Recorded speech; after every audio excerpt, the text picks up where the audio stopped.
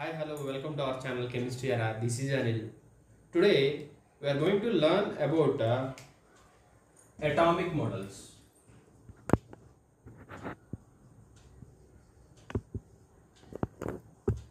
Atomic model tells about systematic arrangement of subatomic particles. I repeat, atomic models tells about systematic arrangement of subatomic particles. In the previous video, we already learned about subatomic particles. They are electron, proton and neutron. How these subatomic particles, electron, proton and neutron, are arranged in an atom can be explained with the help of atomic models. The first atomic model was proposed by the great scientist Sir J.J. Thomson. Sir J.J. Thomson is the scientist who first proposed the first atomic model. According to J.J. Thomson, electrons are embedded in a sphere of protons. I repeat, electrons are embedded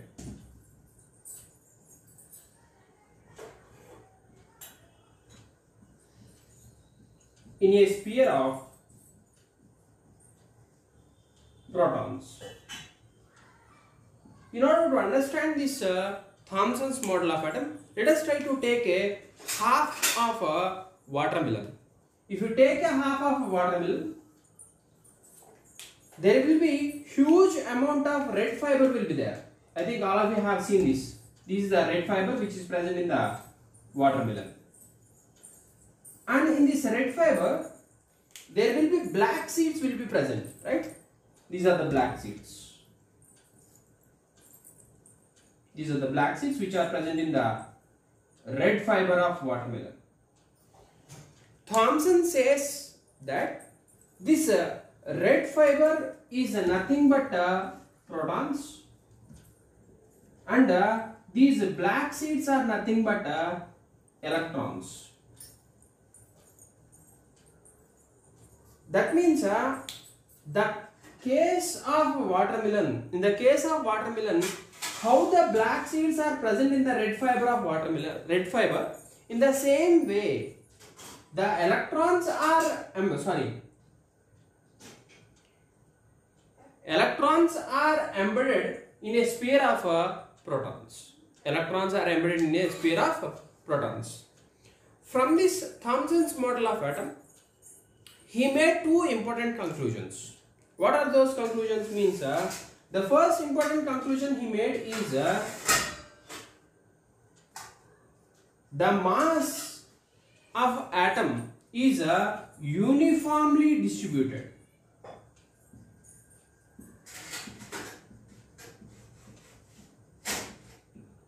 The first conclusion he made is a uniform distribution of mass in the entire sphere of atom.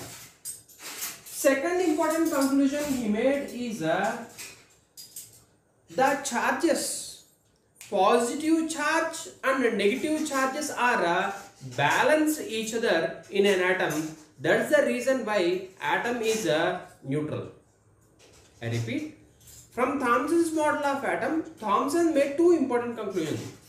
First one is a uniform distribution of mass in a sphere of atom. That means in an atom, the mass is uniformly distributed. Second important conclusion he made is electrical neutrality of atom. As we know, electrical neutrality of atom is electrically neutral. Why electrically it is neutral? Means negatively charged particles and positively charged particles are arranged in such a way there should be electrical neutrality is present. That means charge of positive charge is equated by charge of negative charge. even though Thomson's model of atom appears to be correct. Later on days, his followers, especially his students, made different experiments. Among them, one of the most famous experiment was made by his student, Sir Ernest Rutherford. Sir Ernest Rutherford made an experiment using alpha particles, which is called as a alpha particle scattering experiment. Now let us try to understand about alpha particle experiment. When you study this alpha particle experiment, you will conclude what is the reason for the failure of Thomson's model of atom. Now let us see.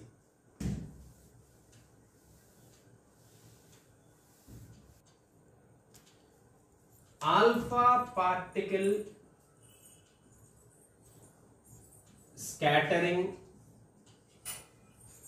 experiment.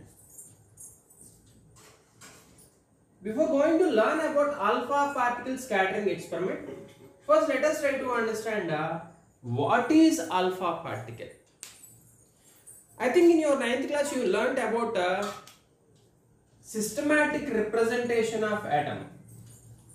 We can represent helium as a He24, where He is indicating a symbol of helium atom, 2 is indicating its atomic number, 4 is indicating its mass number. In other words, this helium atom consists of 2 electrons, 2 protons and 2 neutrons. If 2 electrons are removed from helium atom, that is called as a alpha particle. I repeat, if 2 electrons are removed from helium atom, that is called as a alpha particle. See here, in alpha particle now what are present? Only 2 protons and 2 neutrons are present, which clearly says that this alpha particle is a positively charged particle. When 2 electrons are removed, only protons are present and of course neutrons are not having any charge. So the alpha particle is nothing but a positively charged particle. Now let us try to understand how Rutherford arranged the operators in order to do this alpha particle scattering experiment. You may have a doubt, what do you mean by scattering?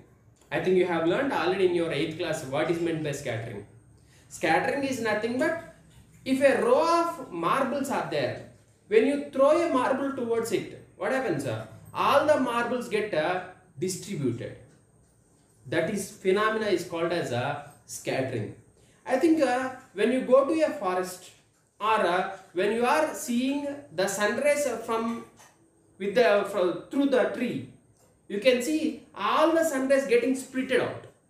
That phenomena is nothing but scattering. So in our daily life, we are going to see this scattering phenomena in our various ways. Right? Now let us try to understand the arrangement of alpha particle scattering experiment. In order to do this experiment, Sir Rutherford has taken a source from which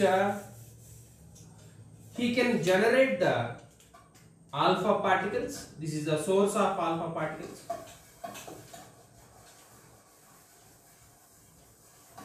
These alpha particles will be moving in various ways, right?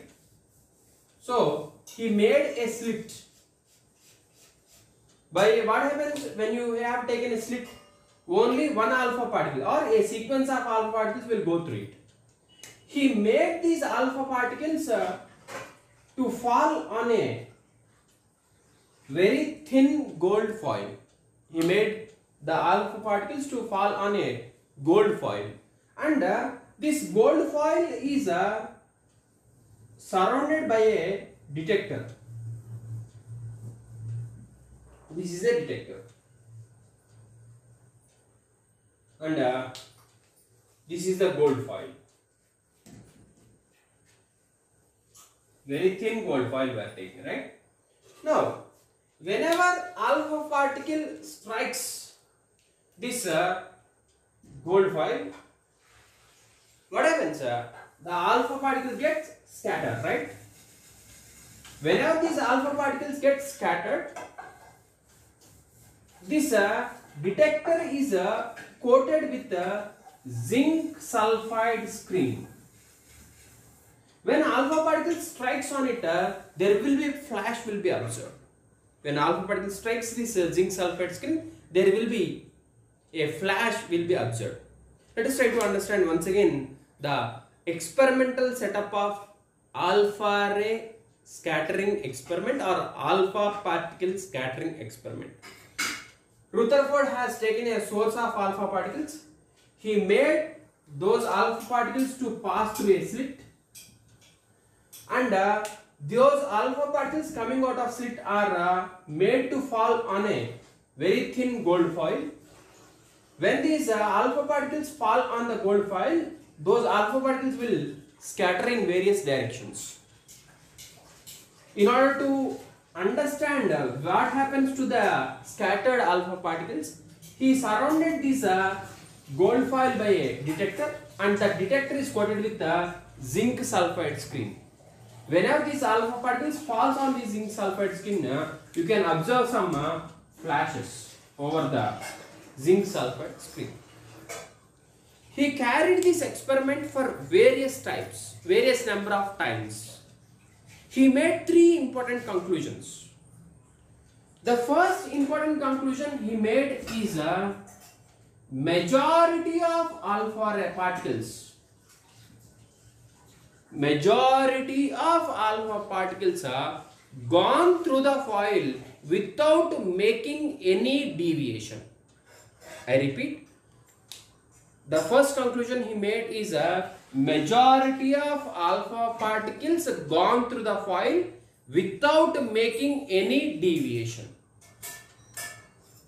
Next step we are going to see what happened actually. Second important conclusion he made is few alpha particles has changed their direction. Few alpha particles has changed their direction. Third and most important conclusion what he made is very few, 1 in 10,000 has reflected back in the direction which it was sent.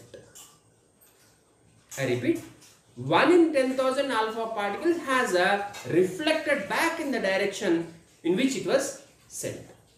Now let us try to understand these observations with the help of a simple diagram.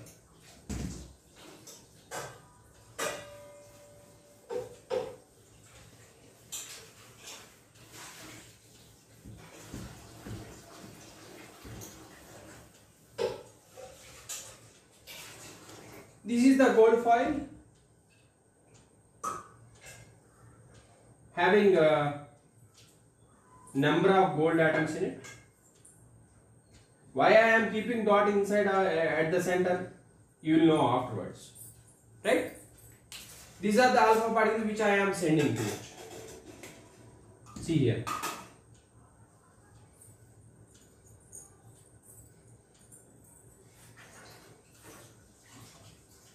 See what happened? All the alpha particles has gone through the foil without making any deviation. All the alpha particles has gone through the foil without making any deviation. Next conclusion what he made? Very few has changed their direction. Very few has changed their direction. See here, like this. Actually, they have to go straight, but they have changed their direction. And another very important, what the conclusion he made? 1 in 10,000 has returned in the direction which it was sent. 1 in 10,000 has returned back in the direction which it was sent. Now Rutherford had a doubt. If his master is right, who is his master? Thomson. According to Thomson, positive charge is entirely spread. When the positive charge is entirely spread, when you are sending the positively charged particles, what should happen? All the particles has to reflect back, but which was not happening. I repeat. According to Thomson, all the atoms are filled with positively charged particles, right? Now you are sending also positively charged particles. What should happen? All the alpha particles has to reflect back, but which was not happening. Then Rutherford made an important conclusion. The important conclusion he made is according to Rutherford, as all the or as majority alpha particles are gone through the foil without making any deviation, he concluded that major part of atom is empty, because nothing is there, nobody is there to stop these alpha particles. So he concluded that major part of atom is empty. Second conclusion he made is protons and neutrons are present at the center of atom. This black dot is there, no? That black dot indicates the presence of protons and neutrons. Where they are present? These protons and neutrons are present at the center of atom. That point where the protons and neutrons are present is called as a nucleus. What is nucleus? In an atom, protons and neutrons are present at the center. That is called as a nucleus. Next, when you compare the size of nucleus with size of atom, if you want to compare, see, let us imagine a ground. In a ground, there is a cricket ball is there. The ground is atom and the football or the cricket ball is a nucleus. I think you got it. That means when you compare the size of atom with size of nucleus is very, very, very, very small, like a cricket ball in the cricket stadium.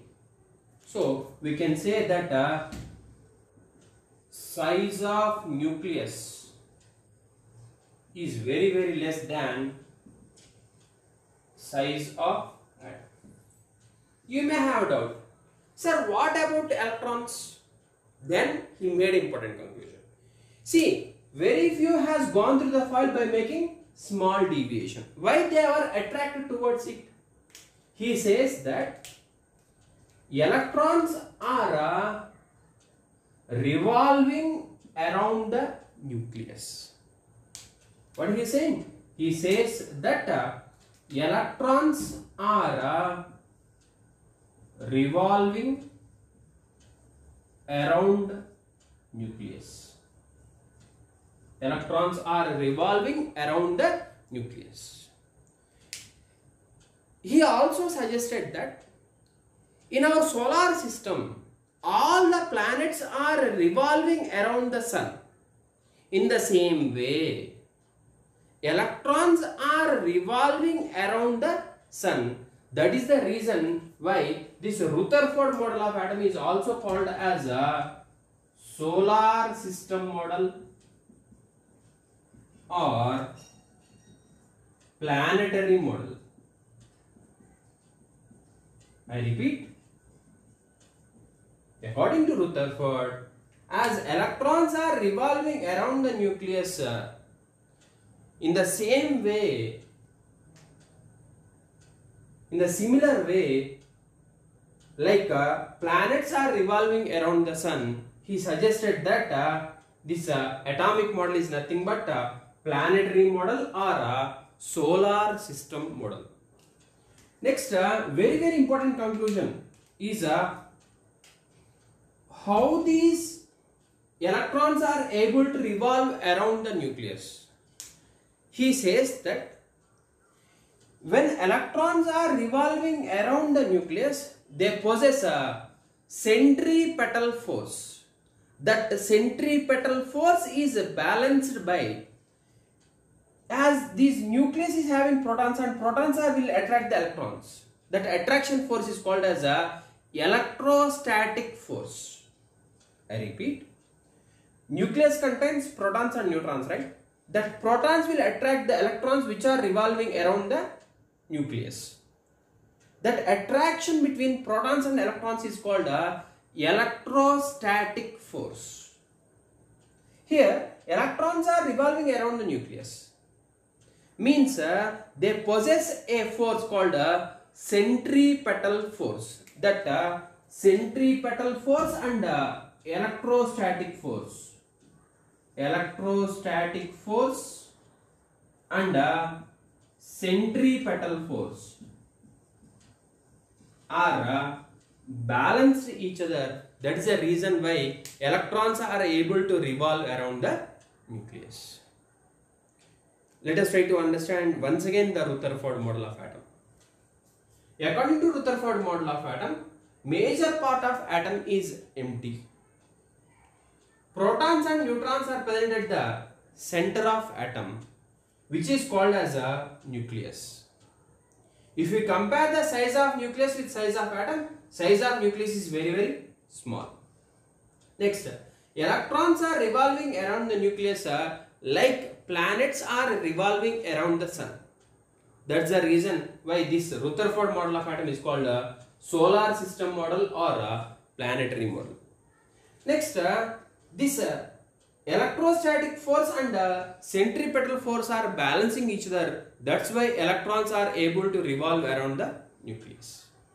I hope you have understand this concept of Thomson's model of atom and Rutherford model of atom. If you have understand this concept of Thomson model of atom and Rutherford model of atom, please like, share and comment, and don't forget to subscribe to my channel. Thank you very much for watching.